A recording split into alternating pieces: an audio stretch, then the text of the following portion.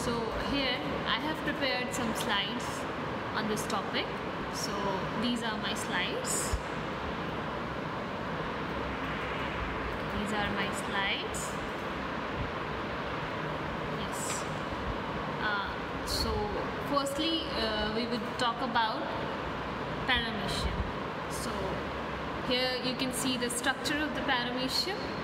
यहाँ आपको पैरामीशियम का स्ट्रक्चर दिखाई दे रहा है। तो जो पैरामीशियम है इसकी स्टडी हम लोग कुछ इम्पॉर्टेंट पॉइंट्स के ऊपर बेस्ड होकर के करेंगे। सो कुछ इम्पॉर्टेंट पॉइंट्स मैंने दे रखे हैं like occurrence, shape and size. तो सबसे पहले हम लोग ऑकरेंस की बात कर लेते हैं, पैरामीशियम के ऑकरेंस की। तो पैरामीशियम कहाँ पर रहता है, सबसे पहले आपको ये चीज़ मालूम होनी चाहिए। तो paramecium is a aquatic animal, it is a fresh water living animal. So ये आपको कहाँ मिलेगा, फ्रेश वाटर रीजन्स में मिलेगा, लाइक पॉन्ड्स, डिचेस, लेक्स, है ना। आपको इस तरीके से जो फ्रेश वाटर सोर्सेज होंगे वहाँ पर आपको पैरामीशियम मिलेंगे। तो ये इसका ऑकरेंस हो गया। इसके बाद इसके शेप एंड साइज़ की बात करते हैं, शेप, साइज़ एंड कलर इसकी बात करेंगे हम लोग। तो जो आपका पैरामीशियम है, अगर हम लोग इसके शेप की बात करते हैं तो स्लीपर शेप स्ट्रक्चर होती है पैरामीशियम, और you can say cigar shape structure contain करता है पैरामीशियम। शेप, साइज़ की बात करें अगर तो 170 to 290 माइक्रोन तक लेंथ हो सकती है पैरामीशियम की, और डिफरेंट वेराइटीज़ में डिफरेंट आपकी साइज़ भी देखने को आपको मिल सकते हैं। इसके बाद कलर की बात करें तो वाइटिश टू ग्रेइश कलर आपका पैरामीशियम का होता है। तो ये हो गया आपका शेप, साइज़ एंड कलर। इसके बाद हम लोग बात करते हैं इसके ओरल ग्रूव की या इसके ओरल अपरेटस की। तो जो ओरल अपरेटस है, यहाँ पर जो पूरा ओरल अपरेटस होगा, यहाँ पर एक आपके जो नीचे साइड में आपको एक ओरल ग्रूव दिखाई दे रही होगी। ओरल ग्रूव जो होती है वो आगे जाकर के वेस्टिब्यूल में ओपन होती है। वेस्टिब्यूल के ठीक पीछे साइटोस्टोम प्रेजेंट होता है, और साइटोस्टोम के ठीक पीछे जो है फेरिंग्स प्रेजेंट होती है। उसकी ठीक पीछे जो है फॉर्मेशन होता है फूड वैक्यूल्स का। तो ये जो पूरा एक स्ट्रक्चर आपको दिखाई दे रहा है, ये पूरा एक अपरेटस है जिसको हम लोग ओरल अपरेटस बोलते हैं। और ये जो आपका वेस्टिब्यूल होता है या साइटोस्टोम जो रीजन है, यहाँ पर कुछ सीलिया प्रेजेंट होते हैं जिनकी हेल्प से जो फूड है उसको सिलेक्ट किया जाता है। ये एक तरीके का सिलेक्टिव फिल्टर फीडर है। तो यहाँ पर जो भी फूड इसको सूटेबल लगता है ये उसको आगे की तरफ पास आउट करता है, और जो फूड ये उसके लिए सूटेबल नहीं होता है ये इसको थ्रू दीज सीलिया ये इसको बैकवर्ड डायरेक्शन में वापस फ्लो कर देता है, जो आउट करंट ऑफ वाटर होती है उसके थ्रू। इन करंट वाटर से आपका फूड इंटर करता है, और आउट करंट वाटर जो होती है उससे जो फूड होता है वो एग्जिट कर जाता है बॉडी से। तो जो ये एक तरीके का सिलेक्टिव फिल्टर फीडर है। तो ये आपका ओरल अपरेटस के बारे में बात कर ली हमने। इसके बाद हम लोग बात करेंगे पेलिकल की। तो पेलिकल जो होती है, pellicle it is a protective layer of the animal which is situated on the outer surface of the animal. जो सबसे बाहर की जो लेयर होती है उस पर आपकी जो पेलिकल है वो प्रेजेंट होगी। देखिए आप देख सकते हैं पेलिकल का स्ट्रक्चर, पैरामीशियम जो आपको स्ट्रक्चर आपको दिखाई दे रहा है, इसमें आप देखिए सबसे बाहर की तरफ जो स्ट्रक्चर दिखाई जा रही है वो पेलिकल है। और पेलिकल एक तरीके की प्रोटेक्टिव स्ट्रक्चर होती है जो कि जो पैरामीशियम है इनको प्रोटेक्शन प्रोवाइड करने के लिए प्रेजेंट होती है। इस पर कुछ मायोनिम्स भी प्रेजेंट होते हैं जो इसकी फ्लेक्सिबिलिटी के लिए रिस्पॉन्सिबल होते हैं, और कुछ पोर्स प्रेजेंट होते हैं जिनसे सीलिया अराइज होते हैं आपके। तो इस तरीके का जो स्ट्रक्चर होता है वो पेलिकल है, जो कि एक तरीके की प्रोटेक्टिव स्ट्रक्चर होती है। इसके बाद हम लोग बात करते हैं सीलिया की।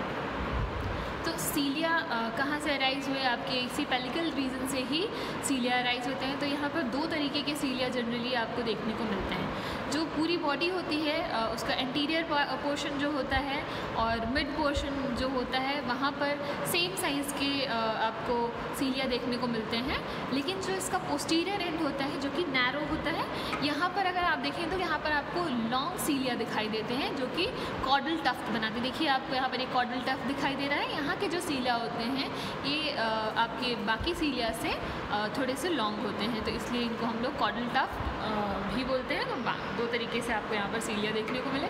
इसके बाद हम लोग बात करते हैं इसके साइटोप्लाज्म की। तो साइटोप्लाज्म की बात करें तो यहाँ पर दो तरीके का साइटोप्लाज्म आपको देखने को मिलेगा। जो बाहर का पोर्शन है वहाँ उस पोर्शन पर जो है थोड़ा सा डेंस और आप कह सकते हो थिक साइटोप्लाज्म प्रेजेंट होता है, जो कि ट्रांसपेरेंट होता है, विजिबल होता है और काफ़ी डेंस होता है। इसको हम लोग एक्टोसाइटोप्लाज्म बोलते हैं। देखिए आपको यहाँ पर एक्टोसाइटोप्लाज्म दिखाई दे रहा है, ये थोड़ा डेंस होता है। और इसके जस्ट अंदर आपको इंडोसाइटोप्लाज्म दिखाई दे रहा है। इंडोसाइटोप्लाज्म लिक्विड ही होता है, थिन होता है और जो है यहाँ पर कुछ आपके जितने भी ऑर्गेनेल्स हैं, सेल ऑर्गेनेल्स प्रेजेंट होते हैं, like mitochondria, Golgi body, endoplasmic reticulum, lysosome, ribosomes, these organs are present in the ectoplasm. तो आपका इंडोप्लाज्म प्रेजेंट इन इंडोप्लाज्म। तो एक्टोप्लाज्म और इंडोप्लाज्म में डिवाइडेड होता है इसका साइटोप्लाज्म। इसके बाद हम लोग बात करते हैं इसके न्यूक्लियस की।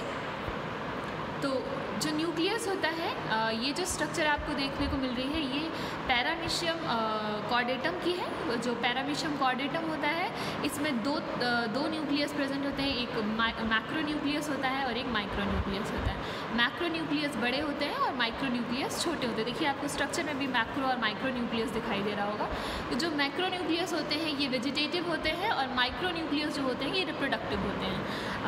मैक्रो न्यूक्लियस जो होता है हैप्लॉइड स्ट्रक्चर है, माइक्रो न्यूक्लियस जो होता है ये डिप्लॉइड स्ट्रक्चर होती है। तो जब रिप्रोडक्शन का टाइम होता है तो माइक्रो न्यूक्लियस ही इन्वॉल्व होता है आपके रिप्रोडक्शन टाइम पर या डिवीज़न के लिए रिस्पॉन्सिबल कौन होते हैं, आपके माइक्रो न्यूक्लियस रिस्पॉन्सिबल होते हैं। तो दो तरीके के आपको न्यूक्लियस देखने को मिले। लेकिन अदर स्पीशीज़ की अगर बात करें आप, ये तो पैरामीशियम कॉर्डेटम था, लेकिन अगर आप पैरामीशियम ऑरेलिया की बात करें तो यहाँ पर 3 तरीके के आपको न्यूक्लियस भी देखने को मिल सकते हैं। सो इस तरीके से आपका न्यूक्लियस होता है। इसके बाद हम लोग बात करते हैं कॉन्ट्रैक्टाइल अपरेटस की। तो कॉन्ट्रैक्टाइल अपरेटस यानी कि कॉन्ट्रैक्टाइल वैक्यूल्स के बारे में हम लोग बात करेंगे। कॉन्ट्रैक्टाइल वैक्यूल्स क्या करते हैं? These are the osmoregulatory organs of paramecium. Osmoregulation means they can balance, water balance का काम करती हैं ये, ठीक है। बॉडी में वाटर बैलेंस करने का काम आपकी कॉन्ट्रैक्टाइल वैक्यूल करती है। तो यहाँ पर जनरली दो आपको कॉन्ट्रैक्टाइल वैक्यूल देखने को मिलती है पैरामीशियम में। एक एंटीरियर एंड पर आपको देखने को मिलेगी कॉन्ट्रैक्टाइल वैक्यूल और एक पोस्टीरियर एंड पर आपको कॉन्ट्रैक्टाइल वैक्यूल देखने को मिलेगी। कॉन्ट्रैक्टाइल वैक्यूल में आप देखेंगे, अगर एक स्ट्रक्चर देखिए तो आपको दिखाई दे रही होगी सेंटर में पोस्टीरियर। अगर कॉन्ट्रैक्टाइल वैक्यूल की बात करें तो ये कुछ रेडियल कैनाल्स जो इसके साइड बाय साइड प्रेजेंट होती हैं, कुछ 6 से 12 या 10 तक भी हो सकती है आपकी रेडियल कैनाल्स का नंबर। इनसे मिलकर के एक कॉन्ट्रैक्टाइल वैक्यूल बनी होती है। एक एंटीरियर एंड पर होगी और एक पोस्टीरियर एंड पर होगी और ये दोनों ही अल्टरनेट पोजीशन पर होती हैं। मतलब एक जो कॉन्ट्रैक्टाइल वैक्यूल है अगर वो सिस्टॉल कंडीशन में होगी तो अगली जो कॉन्ट्रैक्टाइल वैक्यूल है वो डायस्टॉल कंडीशन में होगी। मतलब एक कॉन्ट्रैक्टेड पोजीशन में होगी और एक एक्सपैंडेड पोजीशन पे होगी, अल्टरनेट मैनर में होती हैं। मतलब एक बार ये एंटीरियर एंड की कॉन्ट्रैक्टाइल वैक्यूल वाटर को बाहर एक्सपेल करती है और दूसरी बार आपकी जो दूसरी वाली कॉन्ट्रैक्टाइल वैक्यूल होगी वो वाटर को बाहर निकालने का काम करेगी। तो इस तरीके से यहाँ पर कॉन्ट्रैक्टाइल वैक्यूल्स प्रेजेंट होती हैं, सिस्टॉल और डायस्टॉल कंडीशन ये शो करती है। तो कॉन्ट्रैक्टाइल वैक्यूल्स का काम क्या होता है? कॉन्ट्रैक्टाइल वैक्यूल्स का काम होता है वाटर को बैलेंस करना, वाटर बैलेंसिंग का काम करती है कॉन्ट्रैक्टाइल वैक्यूल। तो आप सोच रहे होंगे कि वाटर बैलेंसिंग करने का क्या रीज़न हुआ? तो क्योंकि जो हमारे पैरामीशियम हैं ये वाटर में प्रेजेंट होते हैं, तो वाटर जो होता है वो जो बाहर का मीडियम है वो जो है थिन होता है, और जो अंदर इसका साइटोप्लाज्म होता है वो थिक होता है। तो कंसंट्रेशन अंदर ज़्यादा होती है और बाहर कंसंट्रेशन कम होती है। तो लो कंसंट्रेशन से हाई कंसंट्रेशन की तरफ आपका जो वाटर है वो मूव करता है। तो पानी अंदर की तरफ मूव करेगा, मतलब इंडोस्मोसिस होती है, पानी इंटर करने लगेगा वो जो आपकी पैरामीशियम है उसके बॉडी के अंदर, क्योंकि ट्रांसपेरेंट मतलब स्ट्रक्चर है, परमिएबल होती है वाटर के लिए। तो जो वाटर होता है वो इसकी सरफेस से होता हुआ इसके अंदर इंटर करने लगेगा।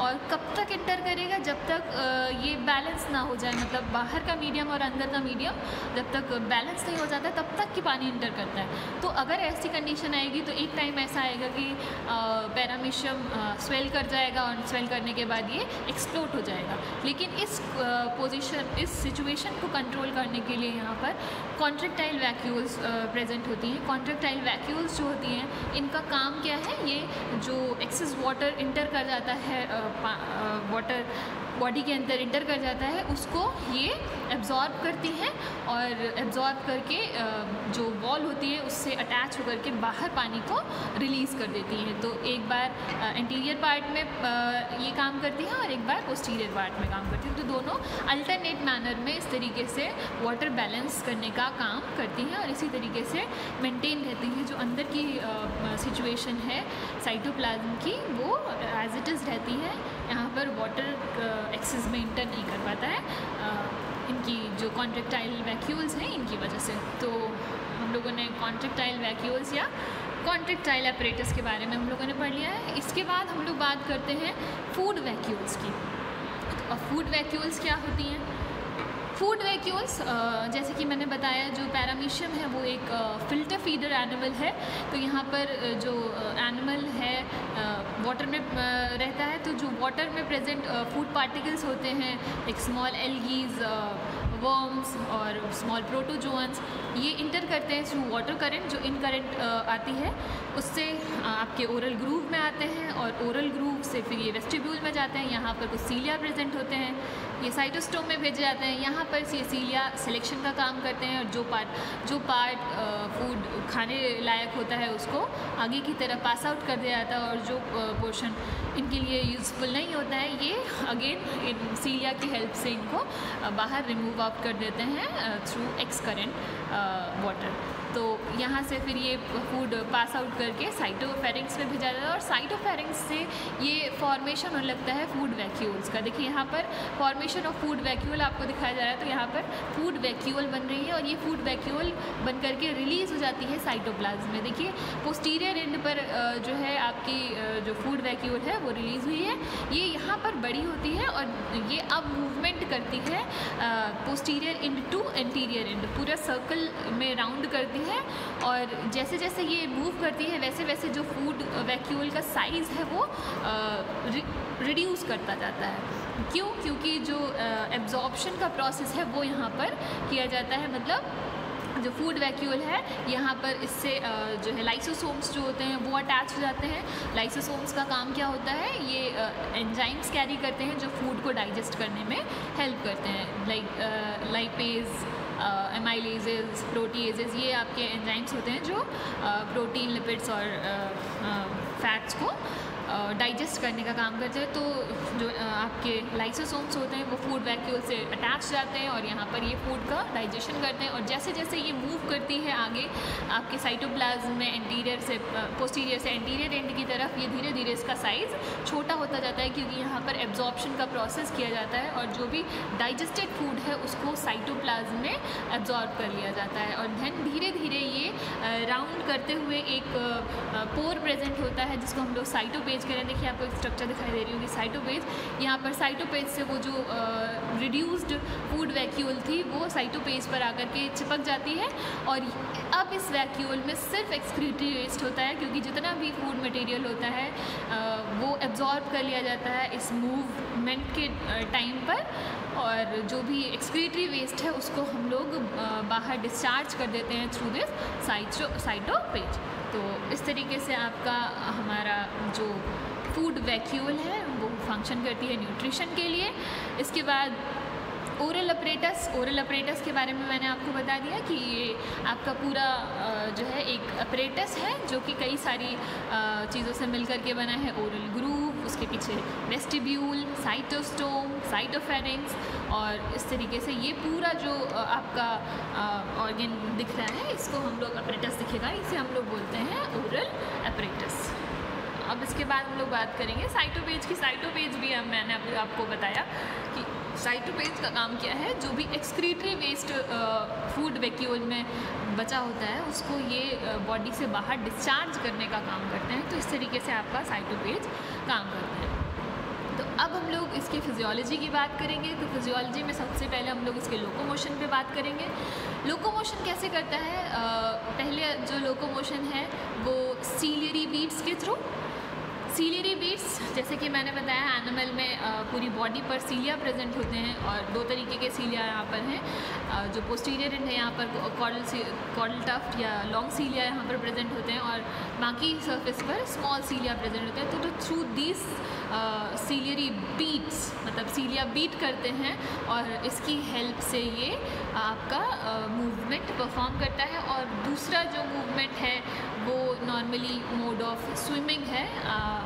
वाटर के थ्रू ये, मतलब वाटर जब रन करता है तो वाटर के साथ ये भी अपने बॉडी को बिल्कुल रन करा देते हैं। तो इस तरीके का जो मोड ऑफ स्विमिंग है इसको हम लोग बोलते हैं स्विमिंग।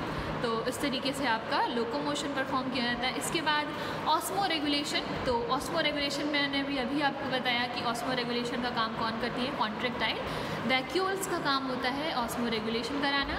और ऑस्मो रेगुलेशन जो है क्यों होता है? क्योंकि वाटर जो होता है वो इंटर कर रहा होता है बॉडी के अंदर और उस एक्सेस वाटर को हमको रिमूव आउट करना होता है, अदरवाइज़ जो आपका एनिमल है वो ब्लास्ट कर जाएगा। तो जो दो आपकी कॉन्ट्रैक्टाइल वैक्यूल्स हैं वो 1 by 1 सिस्टोलिक और डायस्टोलिक कंडीशन शो करती हैं और एक्सेस वाटर को रिमूव आउट कर देती हैं आपके बाहर। तो इस तरीके से आपका ऑस्मो रेगुलेशन, देखिए यहाँ पे मैंने कुछ दिया भी है। लोकोमोशन के लिए मैंने यही दिया हुआ है। Paramecium has streamline body which enable it to swim about in water with a minimum amount of friction. The rapid swimming is facilitated by the beating of fine and hair-like cellular organelles called cilia that covers the animal entire cell body. फिर उसके बाद osmo regulation की बात करते हैं। as paramecium lives in fresh water, it has the problem water being transported into it because of osmosis to ensure that the entry of too much water do not explode it away. Contractile vacuole are present. The contractile vacuole helps in regulating the osmosis and thus they help in the process of osmoregulation. तो इस तरीके से osmoregulation का process किया जाता है। फिर हम लोग बात करते हैं रेस्पायरेशन एंड एक्सक्रीशन की। तो कैसे रेस्पायरेट करता है आपका जो एनिमल है और कैसे एक्सक्रीशन यहाँ पर परफॉर्म होता है। तो एक्सक्रीशन अभी आपने देखा कि साइटोपेज जो होता है वहाँ पर उस तरीके से साइटोपेज के थ्रू यहाँ पर एक्सक्रीट कर दिया जाता है जो भी मटेरियल है।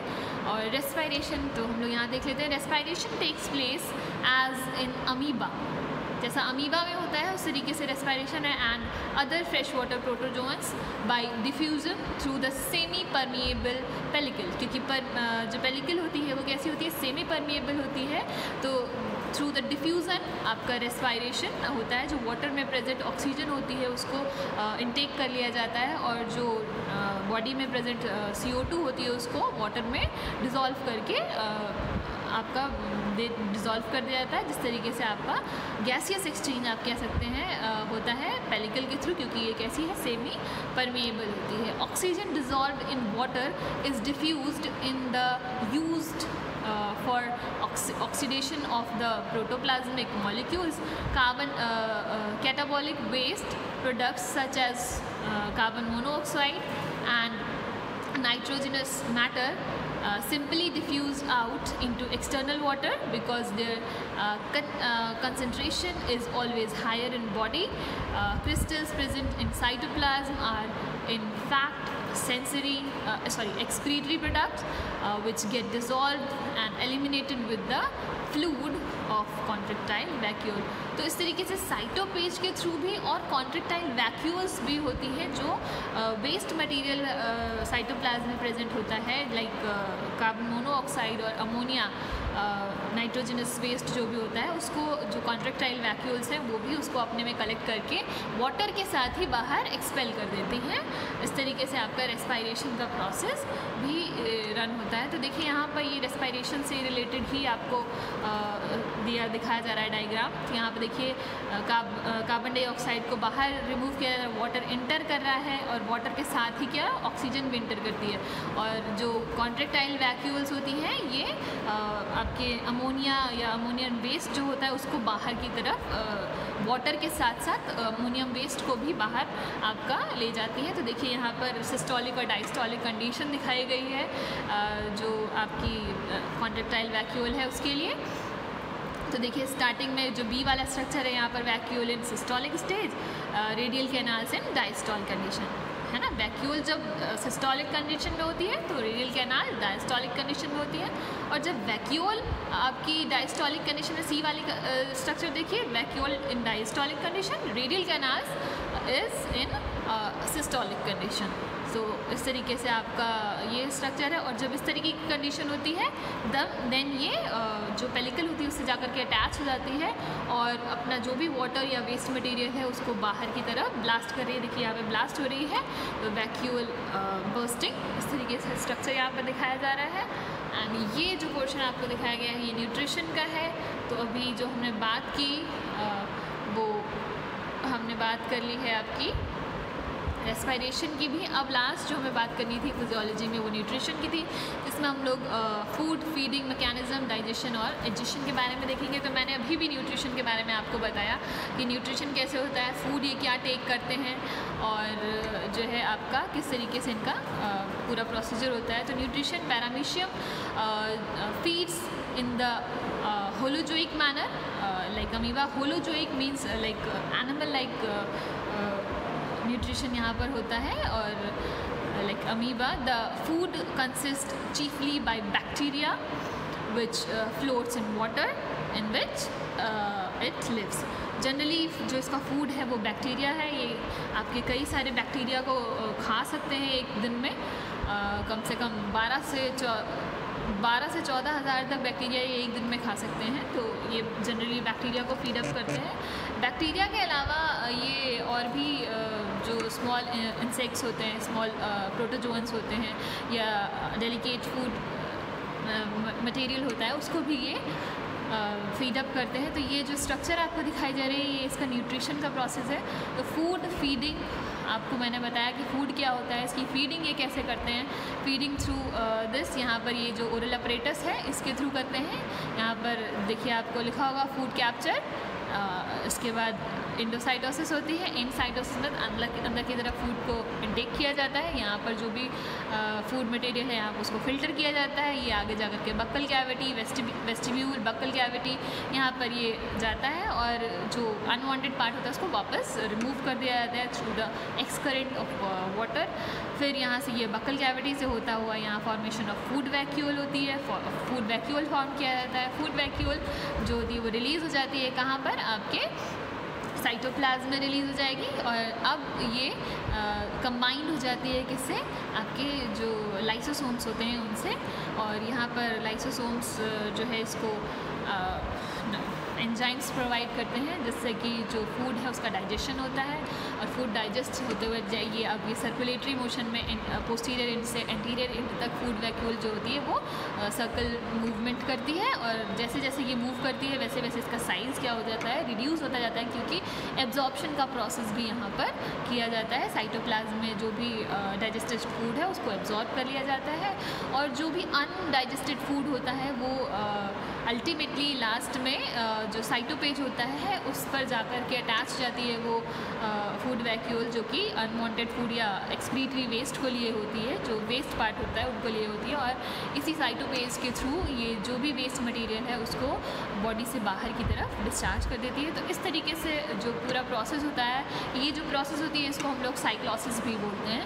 तो इस तरीके से आपका फूड का फॉर्मेशन होता है, फूड का एब्जॉर्प्शन होता है, डाइजेशन होता है, और इस तरीके से ये पूरा फंक्शन करती है। So thanks for watching, thank you so much.